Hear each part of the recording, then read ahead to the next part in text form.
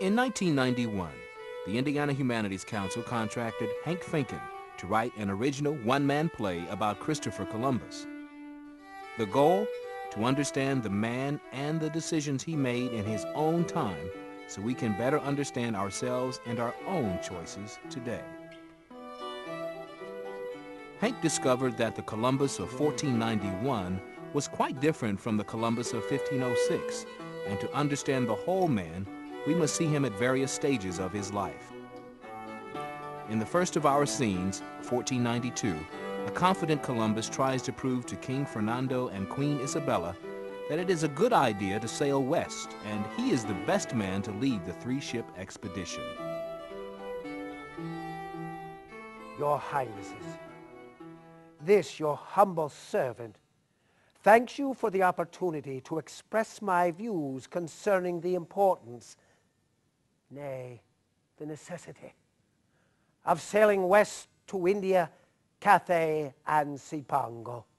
Since our last meeting, I have continued to read the great scholars of the past and found all the wisest agree that the journey east is best made by going west.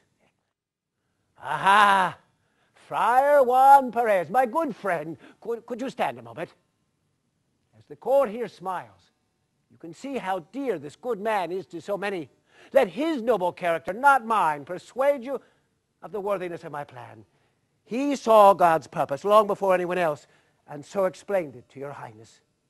And Friar Antonio de Marchena and the Duke of Medinaceli, thank you too. Your faith shall be repaid, not in kind words, but in deeds. Your Highnesses and members of the court, here we have the world as Cardo de Elle, Paolo Toscanelli, and Marco Polo have described it. They agree with the eloquent Roman Pliny and the ancient mapmaker Ptolemy that the world is but 20,000 miles in circumference. One last thought, my lord and lady. If you delay any longer, you risk all. My brother confirms that both France and England long to broaden their horizons to establish a trading route for the gold, pearls, silks, and spices of the East, and to claim unnamed islands on this chart. The prize is for he who dares to go first. The rewards for all eternity. What the Portuguese obtained by going south, we shall surpass by going west. And now, friends, and well-meaning critics, it's your turn. Boast of my claims, or belittle my ignorance. I welcome your insights. Talk to me. Doubt is only a sin when it is whispered behind one's back. As in all of Hank's productions, the audience plays a pivotal role in the success of the presentation. Pretending to be the Spanish royal court, the audience can ask Columbus anything concerning each voyage. In other words, each performance adapts to the interests of that particular audience.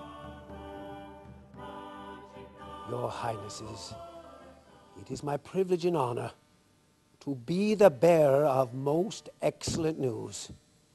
With God's assistance, we have begun an enterprise that will soon link your names to the greatest rulers in history, Caesar and Alexander the Great.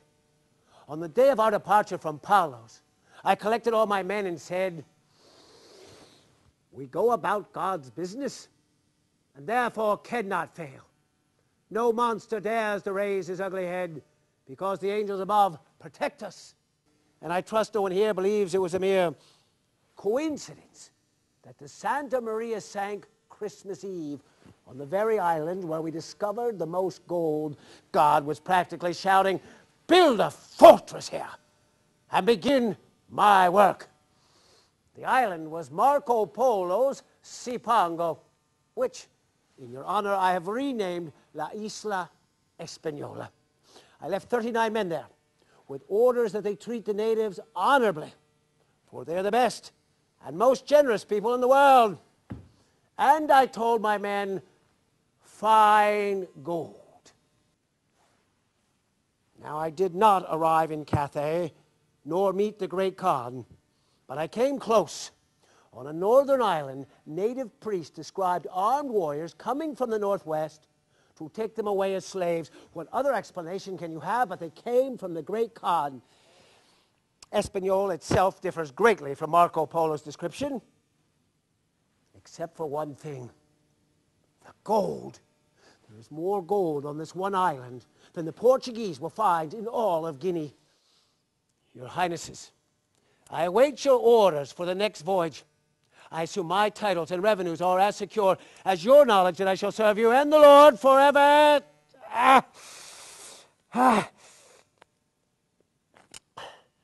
You there, what is my name? Again, louder. Everyone, yes, Cristo Ferenz, the Christ-bearer. I cannot fail. The second voyage was a total disaster. As many as half of Columbus's force died, and Indians too. So many that some have called the deaths a genocide. Columbus himself was called Admiral of the Mosquitoes, and evidence suggests the explorer had a nervous breakdown.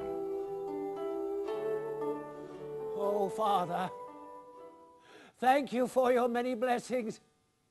And please forgive those who do not understand how you use me to do thy will. Oh, my queen, I am so pleased to see thee well. Some of our detractors said that you were ill and no longer concerned yourself with our enterprise.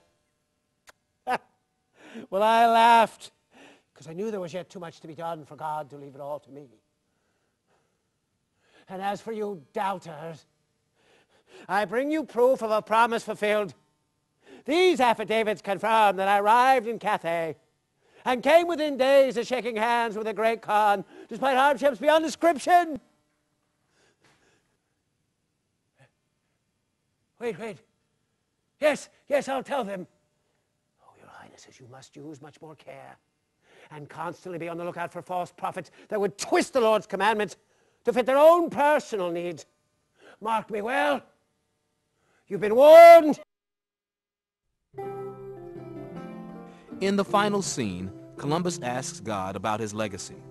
The audience is transformed into itself today and then judges his efforts.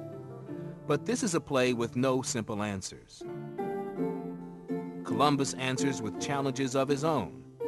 How can he be blamed for 500 years of history? Who in the audience has not benefited from these successes and failures?